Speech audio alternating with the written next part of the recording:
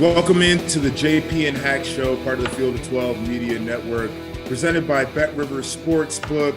Christian Hackenberg joins me. I'm merely just Joshua Perry. We got through week one of Big Ten football. Hack, 30,000-foot view. What'd you think?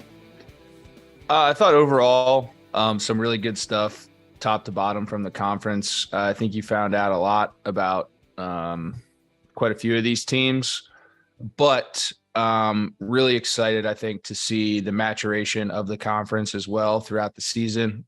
Some good stuff, some stuff I think teams need to work on. But ultimately was very, very happy with the showing, I think, this weekend. Yeah, I'm right there with you. Got a couple conference games in and feel like you always learn a lot through the conference games. Ohio State obviously having a big one and they handled business, but you look at a team like Michigan, for example, playing an overmatched opponent, they go out there and look exactly the way that they should. I agree with you. I think that you learn a lot through some of these matchups. Let me run through some of the scores from the weekend, and then we'll get into a couple of big storylines from the conference. But you had Maryland beating Buffalo 31-10, Michigan again, steamrolling Colorado State 51-7, Rutgers with a big non-con win over BC 22-21. Gutsy. We talk about Greg Schiano and the program that he's building over there. I know you were probably excited to see that one, Hack. Yep. You got Iowa with an ugly one over South Dakota State, 7-3, and it wasn't 7 from a touchdown. He got a field goal and a couple safety. I love how the defense was the top scorer of every unit involved in the game. The defense outscored everyone. Can we talk about this one for a little bit too? Because I think it's really interesting how Kirk Ferentz. I saw some quotes after the game, and I guess heading into the week, that you really find out about your team and you come together as the season goes on. But it's just, I think it goes back to a lot of the things that we talked about last year about this team and the way it was built. And it just was amplified to me that if you cannot move the football at all, you can't win in this conference. You can't win, period. And that, I think it just showed that South Dakota State came in there and gave them a game, man. And, I think they're going to really have problems figuring out something offensively to give them anything. Yeah. I mean, we'll certainly dive into that with some of our storylines. We have both been on alarm for this offense going back to last year and how ineffective it's been. And when we did our preview show with our guy, Jake Butt, the three of us were down on Iowa. And a lot of Iowa fans thought that either we were stupid or we hate Iowa. And I don't think either is the case. I just think it's really difficult when you have like 160 total yards of offense against an FCS school to say that you're going to be confident in this team's ability to keep winning football games. And it has nothing to do with how good they are on defense. It's just bad situation. We'll dive into all the details coming up in a second. You had Nebraska getting into an ugly one with North Dakota. They were able to pull it out toward the end, 38-17. I was on the call for that game. Wisconsin blanked Illinois State 38-0, Michigan State 35, Western Michigan 13. You had a nice conference battle with Indiana and Illinois. Indiana on top of that one, 23-20. Ohio State beating Notre Dame 21-10. Penn State and Purdue was a phenomenal football game. The Nittany Lions showed resolve and grit there toward the end, and Jeff Brom just doesn't want to run the football. He absolutely refuses. Penn State, the victors, 35-31. And then you got Minnesota blinking New Mexico State 38-0. Before we get into these storylines, I do want to talk about your alma mater. I don't know what the top end of this team is going to be, but I respect Purdue. I think Purdue is a good program. I think they're going to be in the running in the West. The ability to go down the football field at the end of the game, and when you got to have it to score that touchdown, when you're Sean Clifford, especially, you threw a pick six earlier in the game. I know a lot of people in Penn State land don't think that he should be the guy moving forward. I really appreciate who he is as a player and his ability to get it done when it really matters. Yeah, I think that's kind of been Cliff, and I can relate to him with that. There's a lot of pressure at that school. And he's handled it with class for the most part throughout the entire thing. And that's something he can hang his hat on. But at the end of the day, I thought he played fairly well, with the exception of that pick six. Came out, did what he does. He just operates, really isn't going to ever do anything over the top to win you games that you necessarily shouldn't without some help, but is never going to really, I think, put you in a situation where just going to flat out lose you the game consistently over his career. And I think that that's just how he showed out on Thursday night. And to the other point, I just want to give a big tip of that cap to Purdue. I talked him up. I really think the Aiden O'Connell kid's special. But you also mentioned, I think I saw some stat and I was watching the game and it just didn't even click to me because it just is the rhythm of Purdue's offense. But I think they threw it within the last 6 minutes or 2.5 minutes, like 14 times or something crazy like that. It's not that it's interesting because a lot of people are like, Purdue can't run the football. And I don't necessarily disagree with that. But when you look at average yards per carry, Purdue and Penn State were right in line with each other. It's the fact that Purdue refuses to run the football. And in a 4-minute situation, the yardage doesn't actually matter. It's about playing that game of, can we burn some timeouts for the other team? Can we chew up the clock? And they didn't take that opportunity. And that's the other thing too, is I think that there's ways where they can offensively get creative, where it's not necessarily your traditional, like, hey, I'm just going to turn around and hand it off, like jet sweep, counter action, a little bit of window dressing, like with the rest of your offense. And I think you can manufacture a running game with that offense, because I think they're dynamic enough outside to do so. So, I thought that was a great football game to kick off kind of the season and the conference specifically. I think it's going to both these teams are going to have something to build off of. And the other guy I want to give a tip of cap to is Joey Porter Jr. I thought he played phenomenal. I always said from a frame standpoint, that guy he's going to be a really long time professional football player as long as he keeps developing. And that's a good way to kick off the season. Yeah. And for his performance too, I'm glad you brought that up. Purdue kept throwing at him and he was in single coverage. And one of the things that he did last year that I thought was the worst part of his game is being a bigger, longer corner. Your movement skill is a little bit different than the smaller guys. And so against quicker receivers, he would panic sometimes and he would splay his feet out and then he would start grabbing. And when they're going at you, there is a high chance that you're going to be penalized if you're that guy. And he played a really clean game. As hell. Yeah. And I think that's really important to highlight too. Like, this guy is special. I'm glad you said that. All right, let's get into some of these storylines. This one that everybody's talking about right now. Jim Harbaugh taking a page out of the good book in reference to Ecclesiastes. You plant 2 seeds, you nurture them, you water them, and you see which one reaps a harvest. And that's what he's doing with his quarterbacks.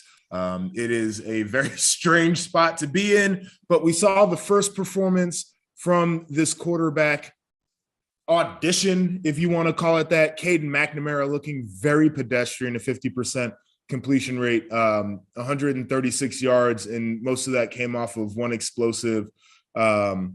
Then you actually did get to see JJ McCarthy in that same game. He goes 4 for 4.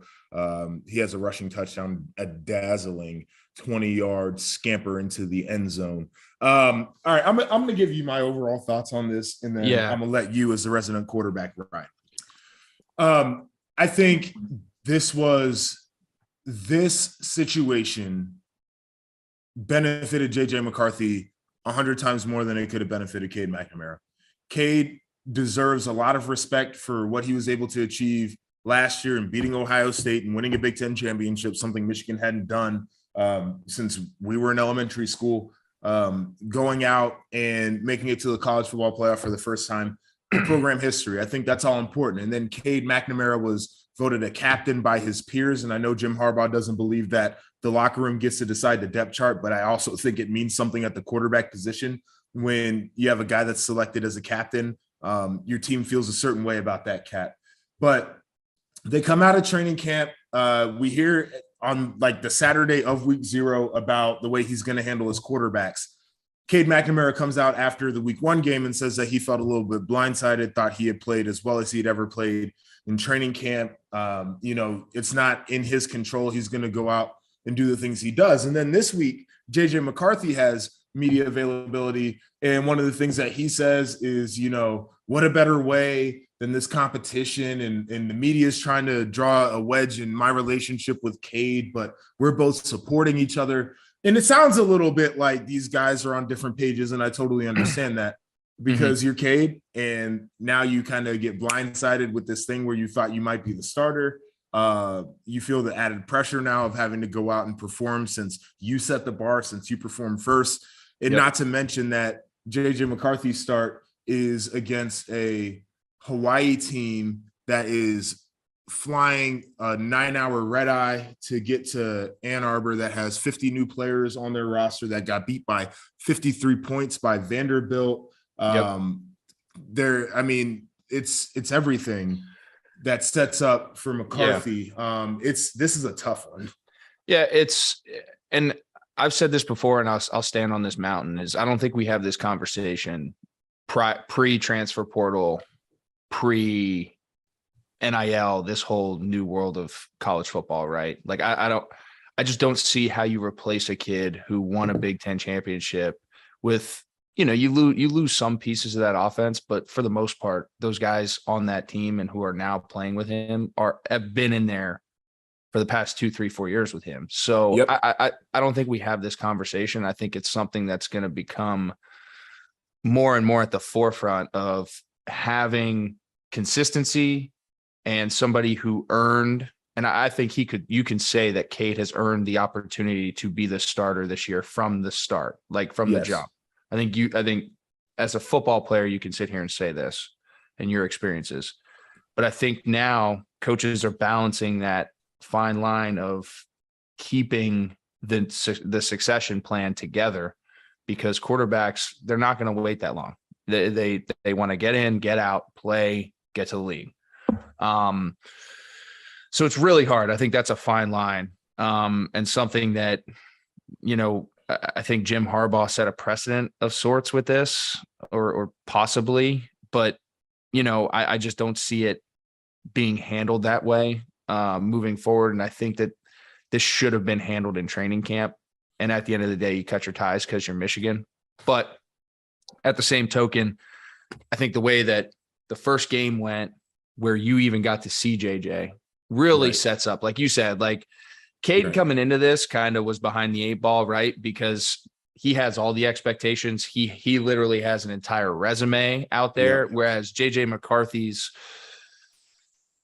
sample size is much smaller. And then there's all this talk about what he can do. He's, got videos of spinning around, throwing 360 corner routes, but there's stuff out there, right? So it's like you have it's almost like the allure, like the folklore of of him, and it's like when you let him play in the first game, though, that's what kills me. Is that's what it was. You dangled the carrot out there, right? But it's like if you're gonna really say I'm gonna water both these plants, that's like giving a bucket of water to JJ and here you go, Cade. Here's a quarter, 2.5 quarters of work. Here's how we're going to handle the game. We're going to run the ball. We're going to do everything we did. And then we'll open it up with JJ. So it's like, you can't really ever in a game situation, make it relative, because at the end of the day, they're two completely different players. So it's you're comparing apples to oranges, and you as a team need to sit here and say, this is the direction we're going, or this is the direction we're going. And like I said, I think that should have been handled in training camp. Yeah, there's so much to unpack there. Like you even mentioned the play calling, and I had noticed it felt like it was more open with JJ, and people would say, well, that's because JJ is a more talented player than Cade McNamara. And the one thing that I'll point to is what we said all last year, and we saw examples of in the game against Michigan State. But if you want to make Cade McNamara a quarterback with a little bit of a more wide open playbook, you certainly can do that. Yeah. Like he can do those things. Maybe he's not going to run the football the way that JJ is. I'll concede that. But we're not going to sit here and act like this guy is not capable of making plays. That's nuts to me. And then the other thing I would say for Michigan fans is I know that JJ feels like the sports car and Cade feels like the Toyota. And everybody wants a sports car. Most of us probably need to have a Toyota. But the thing that I have seen is that Cade McNamara has proven to us with a body of work what he can do game in and game out. And there's so much consistency. And while the high end for JJ has been extremely high, I'll point to that same Michigan State game. Who put the ball on the ground in that game? Right. And so that's a part of his body of work as well that nobody really talks about. And I'm not trying to disparage the kid, but what I'm trying to say is people are acting like it's an open and shut discussion about who should be the starter. It's not that simple. And that's the thing too, Josh, is like, again, the variables are just not there. Like it's the old kid who has a huge resume and a successful resume versus the young kid who has a small sample size. And at the end of the day, the excuses for his failures are he's a young kid with inexperience. Right. Right. So it's like, what are we even like? That's why I hate, I'm not going to say I hate, I'm happy for some of the direction that this college football landscape's going on a bigger picture, 10,000 foot view, but it's going to create issues like this. And you need to have coaches who are strong enough to handle them properly, in my opinion. Yeah, I don't think that should just be in your opinion. I think that's what it is. Like, and this is not taking shots at Jim Harbaugh, but like, I don't think you can, and everybody's doing it, but I don't think you should coach based off of being scared of the portal. Right. It's a rough way to build a program. And I know a lot of people feel backed into a corner. The thing that I would say, and I know it's not this easy, but I feel like this about a lot of different topics, and including finance, but like, okay, you lost a quarterback, go get another one. Like, go get another one. And that's the thing about the portal, like that can help you. And again, it's like you're Michigan. Yep. At the end of the go day, get another one. Like you're Michigan. And Yes. we come from schools where like we could say it's Penn State. This is Ohio State. Like at the end of the day, kids want to come there. You have an allure. And that's why I said, like, I think if you Jim Harbaugh, if he stuck to it, and then not even necessarily just Jim, the offensive coordinator stuck to it. Because like I said, I think from an offensive scheme standpoint, you're going down two totally different paths. Who do you want to be? Develop that in training camp, stick to it and ride with it, with the understanding that you can always adjust if need be. Yep.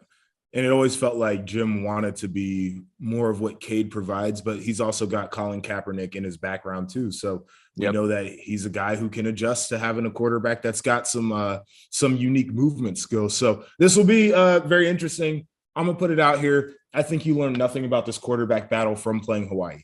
Personally, that is I'm be just open about it. Like that's a bad football team. So I don't know how many answers you actually get, but we'll see after this weekend. Yep. What's going on, guys? Rob Doster here, the founder of the Field of 68 and the Field of 12 Media Networks. I wanted to take a quick minute to let you guys know about an exciting new project that we have been working on for the last 3 months. The Almanac, an all-encompassing preview of the 2022-23 college basketball season. We spoke with every single Division I head coach to give you a robust and accurate preview for all 363 Division I college basketball teams.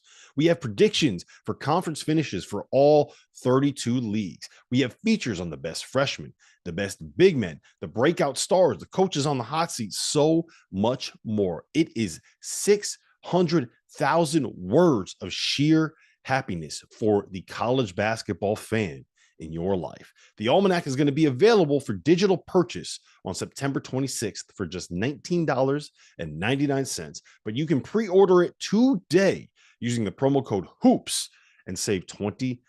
Just hit the link in the description below. All right, we got to talk about Nebraska. I was on the call for that game in Lincoln. They drove the ball down the football field early on, got off to a quick start. North Dakota was able to match them by the end of the half. It was an ugly game. The crowd was booing. They were sitting on their hands. The environment started off really good, and then it just kind of died a little bit until Nebraska started to take that game back over in the fourth quarter. But we saw what we typically have seen from this program. They turned the football over. Defensively, they were good at their top end, but inconsistent. Yep. Struggled to tackle. And then even after they're able to get, that kickoff after the penalty, you hit the kick and people think Scott's trying to go for an onside again, which in that situation actually wouldn't have been bad in terms of the field position that you give up to take the chance. But after the week 0 thing, Scott's not trying to do that. Scott is not an idiot, guys. But the whole thing looks icky. Where are you at on this program, man? I'm standing and dying on the hill of I don't know where they go from here. And I also think that I want so badly to give Scott the benefit of the doubt, but at the end of the day, to your point, it's been the same old song and dance every Saturday for 18, 19, 20 weeks in a row now that we've had college football with them in terms of mistakes, what's happening. So we talked about it, I think, going into the offseason last year about culture change. And I don't really know how much happened, right? And that's only something that really, if you have an intimate view into the program, that you're going to see as a fan. But isn't it hard to change a culture, Hack, when you have 20 new guys drop into your program as transfers and a bunch of freshmen that you're trying to get into? Yeah, I mean, I think you can make that argument, but then look at Mel Tucker and the job he's done at Michigan State. So I'm not saying it can't be done, but that is I know I'm task. Hey, bro, I'm right there with you. But what I'm saying is if there's people that are doing it, it ain't like they're, you can figure it out. Oh yeah. But and then going back to what I started off with, I don't know where Nebraska goes from here. This is your prodigal son. You're no longer as tasteful as you once were in terms of facilities, a draw. Back in the 90s, no one wanted to schedule Nebraska. Now, come on, anyone's going to take them on right now. So, and that's a shift for Nebraska fans. And, they need to understand that. And I think if you depart from Scott Frost, the only option you have is somebody who's just desperate and been out of coaching and who really wants to coach again, because I don't think you're going to be able to go out and pull a primo guy to Lincoln, Nebraska right now, state of the program, everything that's going on. I don't think you're going to be able to do it. Yeah. I don't foresee how Scott Frost can turn this thing around and make it pretty. It's inevitable. Yeah. And it's a shame too, because I know that just from the number of times I've talked to him, how much it's weighing on him. And you come back home you want to do well, and the thing is just kind of gone off the rails. But it's now the thing that I find interesting though, is I talk to people in coaching and I get a 50-50 vibe on Nebraska. Half of the guys are like, hell no, wouldn't do it. I'm gonna avoid it with all costs. And the other half of the guys are like, well, they're building a new football facility and there's a lot of booster money and they still got history. So it's probably not as bad as people say. I'm like you. I would avoid the job at all costs. I think that you probably got to find a guy who is a coordinator, who maybe has some ties to the school one way or another, grew up in the region, something like that. I don't think that you're getting a Luke Fickell type of head coach. That is out of the question. I don't think you're even getting a guy like a Billy Napier, who was maybe even on a lower platform than a Luke Fickell and did a hell of a job. I don't think you're getting a coordinator from a Michigan, Ohio State type of spot. I truly struggle to figure out who their legitimate targets would be in this situation. Yeah. And that's why I say this whole situation's really hairy. Do you give Scott the rest of the year, which I think they should do at least, because that gives you some time to see if maybe somebody does emerge. You can do a little bit more digging, and who knows, Scott may surprise the hell out of you. I always am going to throw that little teaser out there, throw that carrot out there. You couldn't even say it with a straight face, bro. I know I couldn't, but who the hell knows? We know nothing. I just think like give them the year, see what happens, and then you can really adjust. But I think a mid-season change will only make it less attractive and harder. That's just my opinion. The issue that you get into is if other teams start firing coaches and you feel like it's inevitable at Nebraska, you got to make a move too, so you can get a jump start on the search committee and you can talk to the guys that are your targets. Like I think the worst thing that they do is they end up waiting and they can't get in front of the issue when other teams are having those conversations too. Yeah, that's a good point. So this is a hard one. I feel for Scott. I couldn't imagine being him right now, having gone back home and couldn't get it right. Also for the players in that locker room, I feel for those guys too, because a lot of them are just battling their ass off and things aren't going their way. That's a rough environment right now. That's life though, man. I think these people will get out of it better. Everyone involved, they take it the right way. Well, that's exactly what it comes down to is like, nobody ever envisioned it being like this. I think this is a big ass learning experience for everyone that was involved. And you can always flip it to a positive down the line. We talked about Iowa a little bit. We got to dive deep into this nasty mess that was Iowa. You're playing an FCS opponent. They're clearly overmatched, or should be, and you cannot muster an offensive touchdown. I'm going to get you some stats here.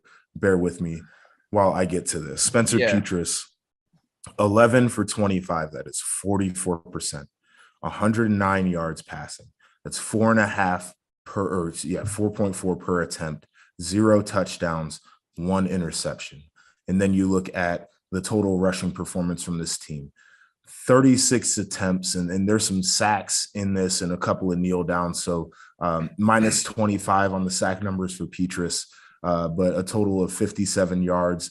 That's 1.5 per attempt.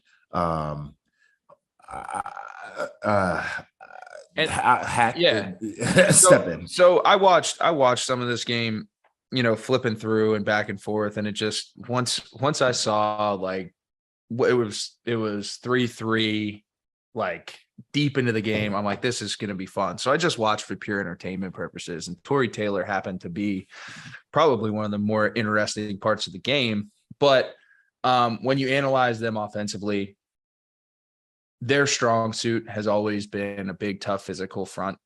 Yeah. 5, 6, 7 guys, depending on personnel. Yeah. And I will tell you this right now, and I don't want to take anything away from the South Dakota State kids because they came out there and beat the piss out of them up front. Yeah. I thought for a lower level program, less of a recruiting pool, even though Iowa's not like this huge recruiting pool. It's still Iowa. But it's Iowa. It's Iowa. Like they got dogged up front, and not run game, pass game, everything. And that's something that I think is going to have to change if Iowa is going to ever have any type of hope. But, and I'll give them the benefit of the doubt with that because of their statistical history at that position. But if that doesn't change, man, this could be a historically bad offense. And I would not want to be the guy calling it because, you got Petras. Where do you go from there? I think the guy behind him isn't it. They don't have anyone outside really that could separate consistently. There's the old run the football and go off play action. Ain't going to work there either because you can't. You can't run the ball. Yeah. So it's like, I think this could be a historically bad offense. Sure, they'll probably have some shining moments because they are Division I college football players, and they'll be able to score some points here and there. But I think overall week to week performance, it could be a bloody mess, man. Yeah, I don't disagree with you at all. And this goes back to what I said in the preseason after watching them practice. Like I was thoroughly unimpressed with their offense. And I think their defense is phenomenal. We talk about the special teams all the time. You got a punter who's, punt 10 times, but it's a 47 average and you're pinning guys, inside the 5. It's a really good job. That is a really, really good job. It's hard for a lot of offenses to move the ball in that situation. So you set yourself up to a strong suit, but at some point you have to actually play offense. And I know Iowa fans hated hearing it, where I put them in the Big Ten, and well, we're going to figure it out. Like, I'm not exactly sure that's going to happen. And you mentioned the offensive line. Do I anticipate that they'll get better throughout the year? Yes. Where they're at right now, not good enough. And it is an offensive line that historically has gone out there and dominated. I can remember back in 2013, they came to the Horseshoe and we played them. And we got our scout team all week working on that zone run concept, and we felt like we were prepared. And we see it in the game, and it's like a fucking a factory. Yep. The machinists all working together, and it was so like smooth. And we were overwhelmed at the beginning because we weren't ready for what it looked like. I'm not seeing that right now. Yeah. The quarterback position is going to be a tough one. I don't think they have options, and I know people are asking for Padilla. We saw him last year. He was unimpressive too.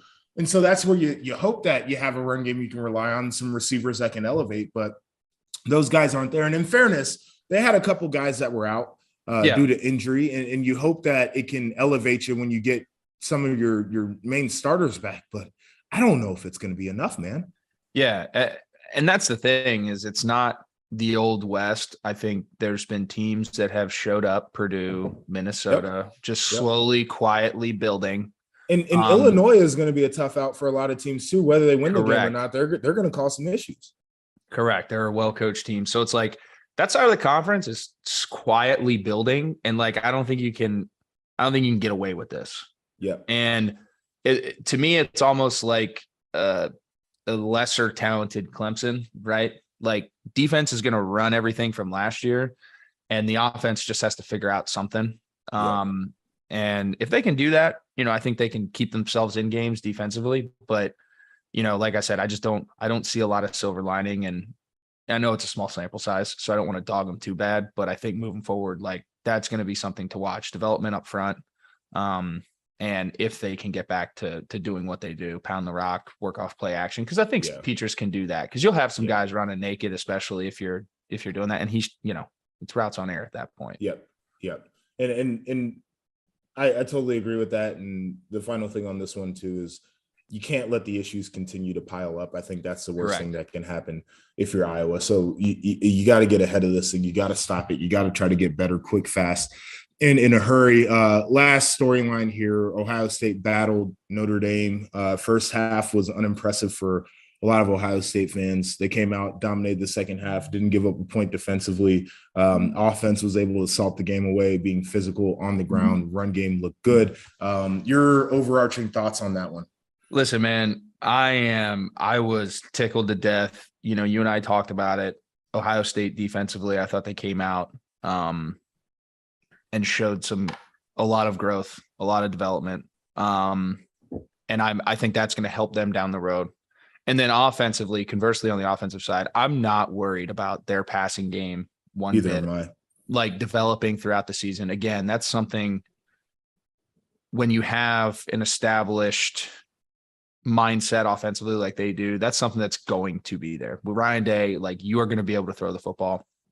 Jackson Smith and Jigba got banged up early in that game. I think that kind of limited some things.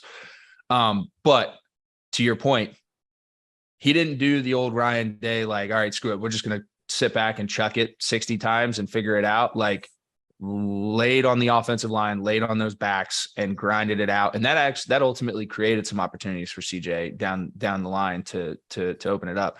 And I think Notre Dame was kind of an unknown heading into it on the other side of the page. And I think we found out a lot about Notre Dame. I think that's going to be a team that could cause some problems. They play Clemson this year. They play USC this year. So there's some clashes down there where I think Notre Dame can set themselves up, but you found out a lot about that team. I thought they came out defensively and played phenomenal as well. But to come back to the conference, doesn't worry me one bit. George Whitfield said it over and over again. They won without their fastball. And I think that's a huge testament early in the year to get that out of the way. And now they get to climb throughout the regular season into the playoffs, I think.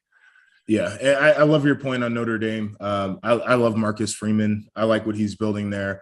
I think a lot of people were shocked by how they were able to hang in there. I knew defense was going to be good. I think offensively early on, a lot of people were, Ohio State, that first drive gave up explosive play, and, it was tough. from that standpoint, it kind of looked like the old story. Can they stop anybody? And is Notre Dame's offense maybe better than they think?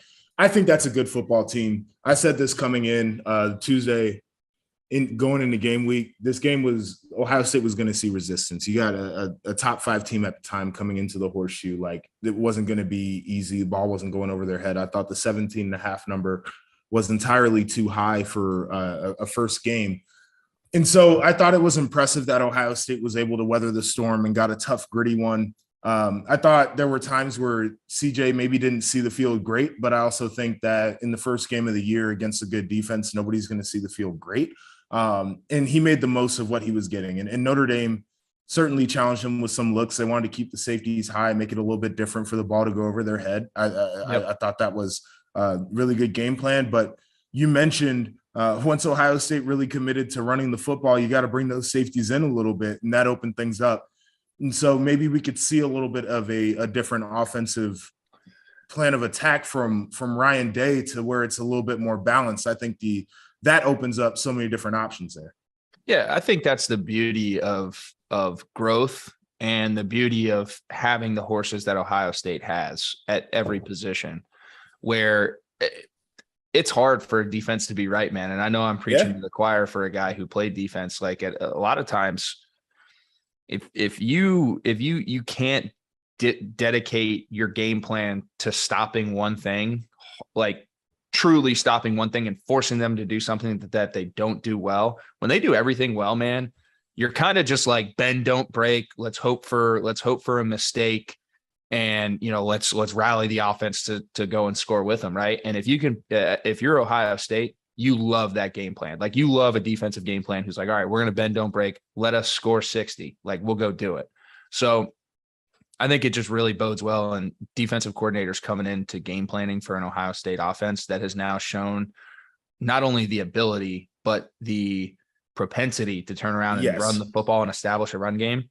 Yeah, man, that's scary. I think that's really scary for defensive coordinators moving throughout the rest of the year. Totally with you there. And last thing on this one, but you give a lot of credit to Ohio State's offensive line, not only in the run game, but CJ was only sacked one time and Notre Dame came with some pressures. And I thought they handled that really well too, for a group that has a new coach and probably didn't live up to a lot of people's standards a year ago for Ohio State. Getting to a couple of previews before we get up out of here. It's an ugly slate, guys. I'm not even going to try to sugarcoat this for you out there. All 14 teams are playing. Not a lot of games that are intriguing, but we do have a rivalry game in the Cy-Hawk. Iowa State. Iowa is favored by 3.5 in this game, shockingly. The over-under is 40.5. I'm taking the under, certainly. What are your thoughts? Pounding the under on this one. Yeah, I think we'll see, man. I think it's a great chance for Iowa to respond, but it's definitely a game I'll be watching just to see if there's been any change. You know what I mean? Just keep a pulse, get a pulse on the locker room, on the facility, with the direction they're going. If that game against South Dakota State really stuck to them, or if they truly moved on. Yeah, a lot of questions to answer there, but it is a rivalry game, so we know those things never go as planned. And then you got Virginia visiting Illinois. Illinois is a 4-point favorite. Over-under is 57 on this one. Again, lines brought to us by BetRivers Sportsbook. I'm a fan of Brett Bielema. I like this Illinois team. I think that two things happened in their game against Indiana. That touchdown that was overturned, not called a touchdown, I thought was poor officiating. I also thought that they gave the game away a little bit, going for it on that 4th down. That's a tough situation. Don't know a ton about Virginia at this point. I think you probably got more insight maybe into this one. What are your thoughts? Well, that's why I'm excited. I really like Brennan Armstrong. I think Virginia might have one of the deepest wide receiver rooms in the country, in terms of guys that can actually play and present problems. So if they can, their weak point though is their offensive line. And I think if they can find creative ways to get Brennan Armstrong involved in the run game and let him facilitate to these guys, get the ball out of his hand quick, don't force him back there, it's going to cause some issues for Illinois on the back end. And that's why I want to watch it. I want to see, Can Illinois hold up with that? And for me personally, you know, I've put some house money on Virginia in the preseason coming into this, and Brennan played really well last week against a Richmond team. You know, for whatever that means, but really excited to see his development and this team's development. All right. Well, this is a game that I will certainly have on, but that'll do it for us. This is the JP and Hack Show, part of the Field 12 Media Network, brought to you by Bet River Sportsbook. For Christian Hackenberg, I'm Joshua Perry, and we will talk to y'all next week.